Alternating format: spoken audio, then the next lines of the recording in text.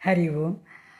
అప్పాయిత్తు ఉదయతో అప్పాలను అతిరసంబు అనుభవశాలి అప్పానను కనుగొనవే అప్పానను బ్రోపుమయ్య వెంకటప్ప కృష్ణ.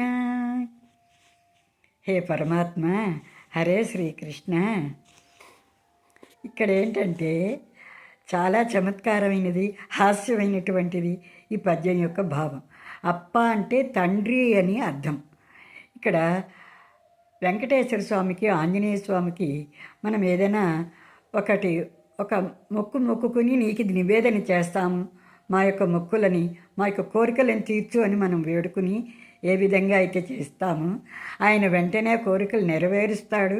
ఆయనకి ఇవ్వడం అలవాటు అయిపోయింది, కోరికలు నెరవేర్చినటువంటిది భావన.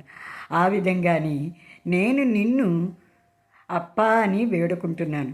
నా పరిస్థితిలోను నేను ఎక్కడున్నానో నన్ను కనుక్కో, నన్ను తెలుసుకో, నా యొక్క భావాన్ని నువ్వు గ్రహించి నాకు ఆ యొక్క వరాన్ని, ఆ యొక్క గుణాన్ని నాకు కలుగ చేసి నాలోనున్న ఆ యొక్క కోరికలు నెరవేరుస్తావు అని ఈ విధంగాను హాస్యంగా నిన్ను పిలుస్తున్నాను, భక్తిగా వేడుకుంటున్నాను.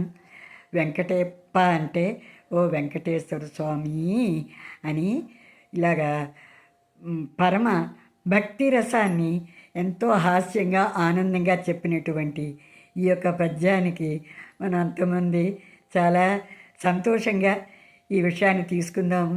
ఆయన యొక్క శ్రీకృష్ణ పరమాత్ముడి యొక్క పాదార విందములను నమ్ముకుంటూ సర్వే జనా సుఖనో భవంతు, సర్వం శ్రీకృష్ణార్పణమస్తు. స్వస్తి.